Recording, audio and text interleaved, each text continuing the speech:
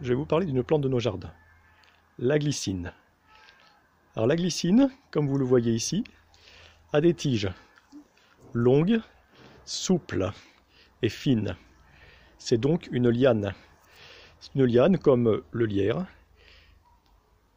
comme le bougainvillier, comme le liseron par exemple, ou encore comme les haricots grimpants.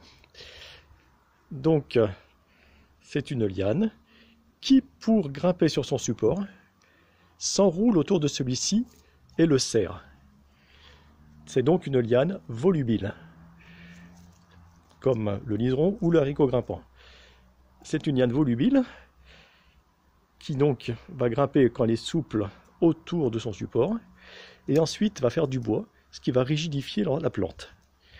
Alors pour grimper, en fait c'est une plante qui est douée d'un mouvement révolutif, comme toutes les plantes grimpantes, c'est-à-dire qu'en fait, voilà, si on imagine que ce fil de fer là c'est la plante, en fait elle va tourner comme ça sur elle-même jusqu'à rencontrer le support. Lorsqu'elle rencontrera son support, voilà, comme ça, hop, elle le sentira et à ce moment-là continuera le mouvement par le bout de la tige et s'enroulera autour de celui-ci. Alors cette plante, cette espèce de glycine, a un mouvement révolutif dans le sens inverse des aiguilles d'une montre. Alors pour le voir, en fait, il faut regarder les tiges qui se sont enroulées autour de leur support naturellement, parce que certaines ont été forcées par le jardinier.